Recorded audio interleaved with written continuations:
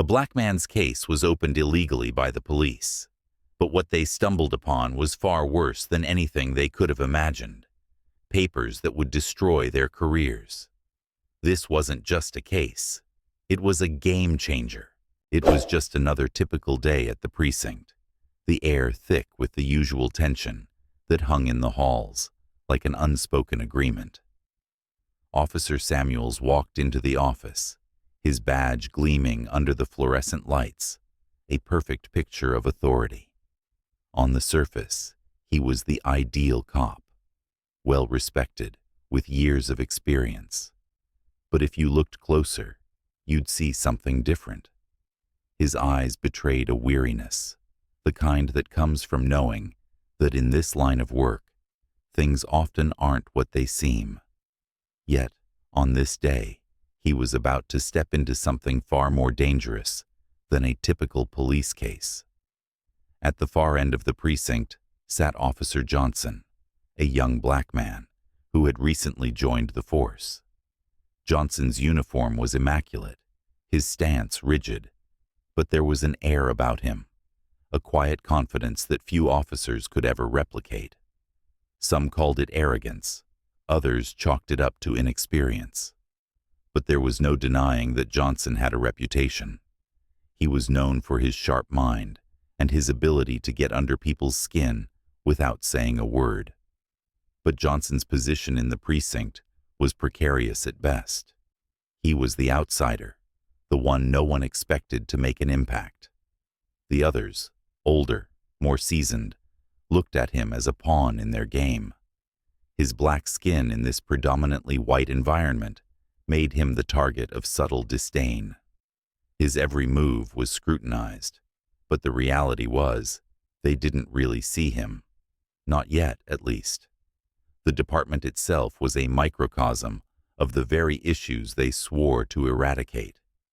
Inside the cold steel walls of the precinct, racial tension and power struggles lingered just beneath the surface.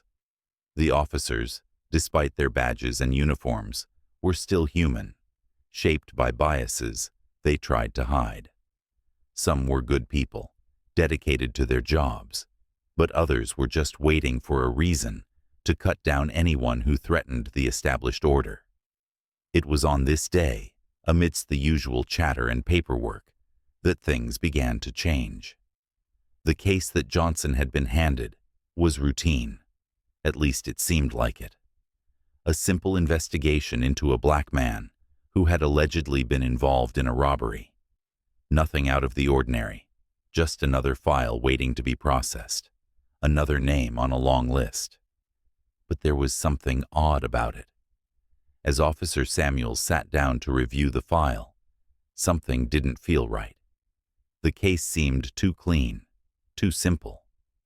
There was a nagging feeling in the back of his mind, one that he couldn't shake, but he didn't have the time to dwell on it.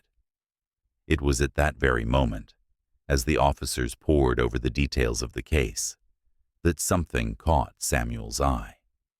A folder, tucked away at the bottom of the pile, was slightly out of place. A piece of paper stuck out, its edges curling with age. Johnson glanced over at Samuels, noting the officer's frown, but said nothing. Samuels shuffled through the papers absent-mindedly, not paying much attention to the young officer. But as his fingers brushed against the forgotten folder, he saw something that stopped him cold. The name on the document was not the one they were investigating. It was something else, something far more dangerous. It was a list of officers, names that Samuels knew all too well, along with a set of dismissal papers. His heart skipped a beat. How could this have gotten here? The papers weren't supposed to be in this case file. They were sealed, confidential. This was the type of document that could ruin careers if anyone knew about it. As Samuels stared at the papers, a subtle but unmistakable sense of dread settled over him. He looked around the room, feeling as though the walls were closing in. No one else seemed to notice, but Johnson was watching. His gaze was steady, calculating, and it made Samuels uneasy. The officer's presence wasn't just a byproduct of chance. There was something about him, a quiet, simmering force that was impossible to ignore. Before Samuels could speak, he saw it. The faintest flicker of recognition in Johnson's eyes. It was brief, but it was there. The realization settled in quickly. This wasn't just another case. This was something much bigger. And the truth was, the department had no idea what they had just stumbled into. For a moment, everything was still.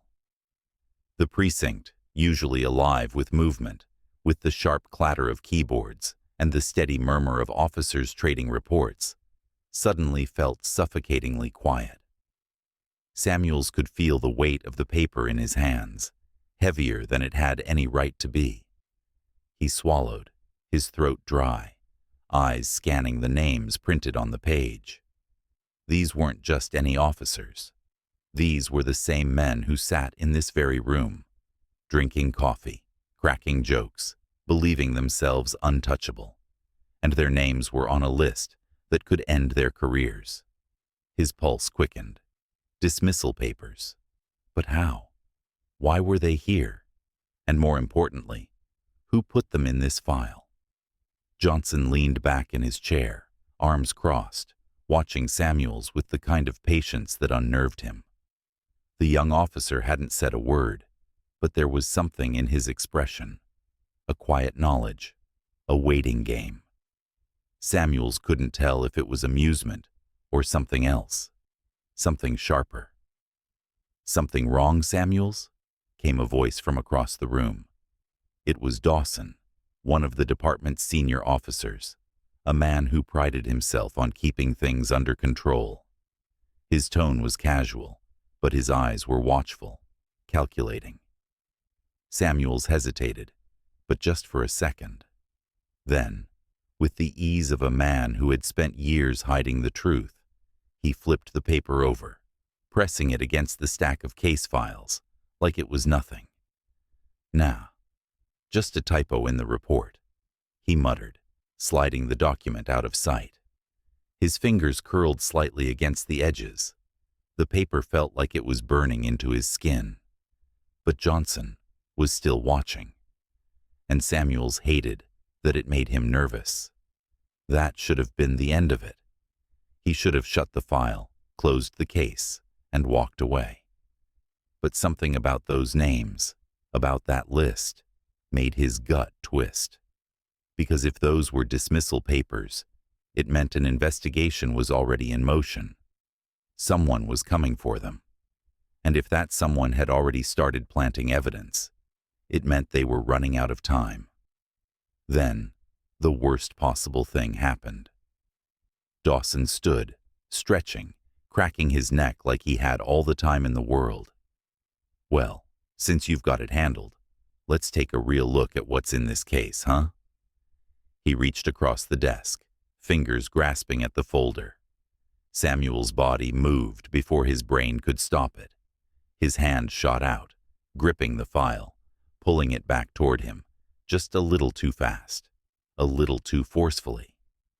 The movement was small, barely noticeable, but in a room full of trained officers, it might as well have been a gunshot. Silence. Dawson's eyes narrowed. "What's in there?"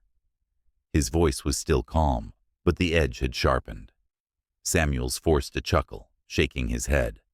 "Like I said, typo." Dawson didn't smile. Instead, he reached again, slower this time. "Let me see." This was it, the moment everything unraveled. Samuels had a choice. Hand over the file and let the bomb detonate in front of everyone, or find a way, any way, to keep this under control. His mind raced, searching for an excuse, an escape, but the panic clawing at his ribs made it impossible to think. And then, from across the room, Johnson spoke. "You know," he said, his voice smooth, measured, almost amused. "It's funny." Dawson's hand paused midair. Johnson leaned forward just slightly, enough that the overhead light caught the sharp angles of his face. The way you're all so quick to look at someone else's case, someone else's record. He tilted his head, eyes flicking to the file in Samuel's hands. But you don't like it when someone looks at yours, do you? A muscle in Dawson's jaw twitched. It was subtle, but in that moment, Samuels saw the shift. The power dynamic in the room, so long tilted in favor of the officers, of the men who had spent years believing they were untouchable, was cracking. Because Johnson knew. He wasn't just sitting back, watching. He was orchestrating. And worse, he was enjoying it. Dawson's fingers curled into a fist before he slowly pulled his hand back, his expression unreadable. "Careful, rookie," he murmured. "You don't want to start something you can't finish." Johnson didn't flinch. "Oh, I always finish what I start." The air in the room was thick now, electric. Samuels knew one thing with absolute certainty. This wasn't just about a misplaced document. This was a war. And it had already begun. The precinct was no longer just a workplace. It was a battlefield, silent but charged, where every glance held meaning and every movement carried weight. The air had shifted, thick with something unsaid, something dangerous. Samuels could feel it pressing against his chest as he sat rigidly in his chair, the file still clutched in his hands. Across from him, Dawson's eyes hadn't left Johnson. The way the young officer sat there, calm, collected, unshaken, it was infuriating. He was supposed to be the weak one, the outsider, the one who knew better than to step out of line. And yet, here he was, making them uncomfortable in their own space.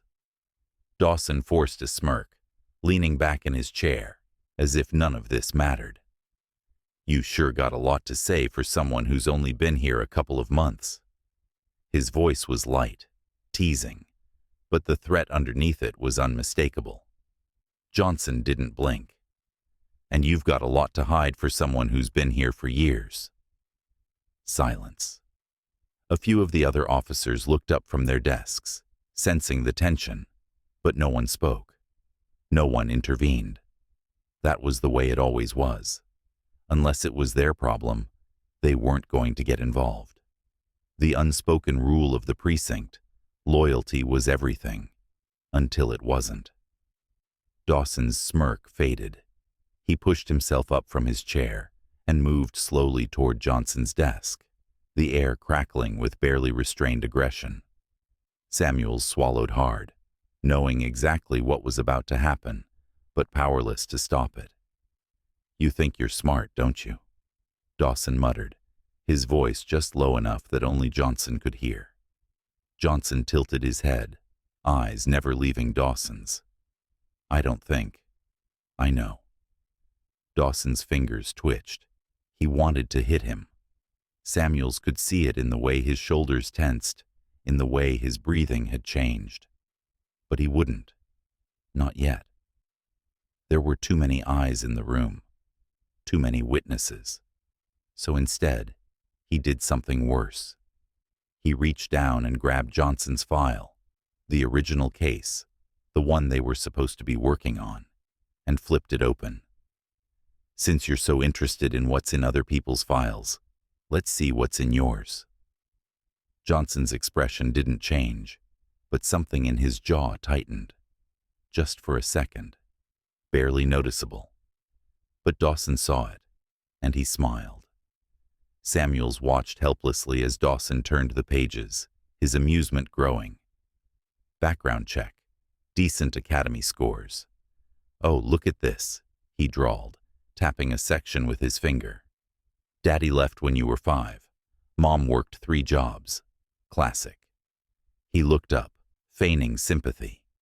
"That's gotta mess a kid up, huh?" A few quiet chuckles rippled through the room. Nothing loud, nothing obvious, but enough. Johnson still didn't react. He just watched, waiting. Dawson turned another page, still playing his little game. You got a clean record. But see, that's the problem with guys like you."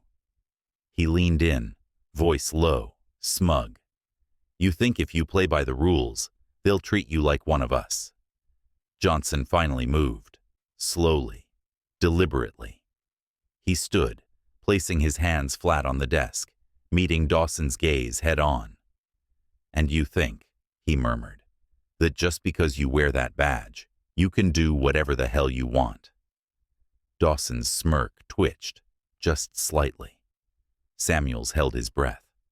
Then Johnson leaned forward, lowering his voice so only Dawson could hear. "You really should have checked the whole file," he said softly. Dawson frowned, glancing down at the papers again, flipping mindlessly, then suddenly stopped. His face changed. The color drained from his skin so fast it was almost comical. His fingers stiffened against the page, knuckles going white.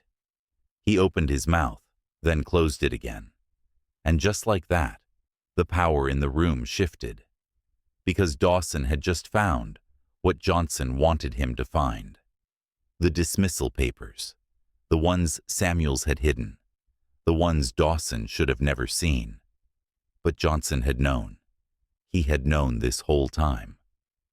Dawson's breath hitched. His hands trembled slightly as he skimmed the details. His name, Samuel's name, the list of infractions, the pending investigation. It was all there, in black and white. His career, his entire existence in this department, was hanging by a thread. And Johnson had just cut the rope. The room was suffocating now. Samuels could hear Dawson breathing, could see the way his fingers curled into fists at his sides. His whole body was taut with rage, humiliation, the realization that he had walked straight into a trap, and there was nothing he could do to stop it. And Johnson just stood there, calm, patient, watching him drown. "You son of a—" Dawson lunged. It was a mistake. Before he could even touch him, Johnson sidestepped, his movements smooth, effortless. Dawson's fist hit nothing but air, and before he could recover, Johnson leaned in just enough for his voice to reach only Dawson's ears. "You want to hit me?" he whispered. "Go ahead." Dawson froze. Johnson smiled. "Give them exactly what they need." That was it. The final move. Because now, every officer in the room was watching.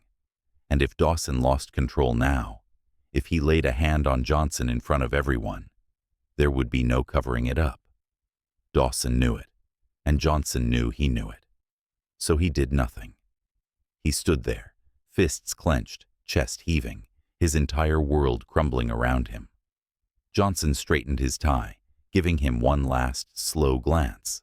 Then, without another word, he turned and walked away. And Dawson? Dawson had never felt smaller in his entire life. Dawson stood frozen, his fists clenched so tight his knuckles had gone pale. The weight of the dismissal papers burned in his hands, a silent confirmation of the truth he had been too arrogant to consider. This wasn't just a simple case. It wasn't just about some black rookie getting too confident. This was a setup, a trap he had walked into with his own 2 feet. And Johnson? He had led him there effortlessly. The room was still. No one spoke, but everyone saw. The tension was unbearable, a slow, suffocating pressure that made even the most seasoned officers uneasy. The usual arrogance that filled the precinct, the quiet certainty that they were in control, had cracked. Samuels finally found his voice, barely more than a whisper. "How the hell did you know?" Johnson didn't answer right away. He simply turned, calm as ever, as if this had all been inevitable. When he did speak, his voice was smooth, measured, too controlled to be anything but intentional. "I didn't need to know," he said simply. "I just needed you to show me." Dawson's breath hitched, because that was the worst part. He had shown him. He had let his own arrogance, his own need to assert dominance, push him right where Johnson wanted him. If he had just kept his mouth shut, if he had just let the rookie stay in his place, this never would have happened. But he had pushed, taunted, underestimated. And now, he was standing in the middle of the room, with evidence of his own downfall in his hands. Johnson took a slow step forward, eyes locked onto Dawson's. "You spent your whole career thinking people like me don't belong here," he said, his voice quiet, but cutting like a blade. "That we should be grateful just to have a seat at the table. But you forgot something important." Dawson swallowed hard, his throat dry. Johnson leaned in, just enough that only Dawson could hear. "I don't need a seat at your table." His voice was ice. "I brought my own." Dawson's breathing was uneven now. His mind was racing, searching desperately for a way out, for something to regain control. But there was nothing. The moment had passed. The power had shifted. Samuels looked at the papers again, his own panic creeping in. This could be fake," he muttered, shaking his head. "It's not official. It's real." Johnson interrupted smoothly. He reached into his pocket and pulled out something small, something that made both officers' stomachs drop. A USB drive. He held it up between his fingers, letting the light catch on the metal surface.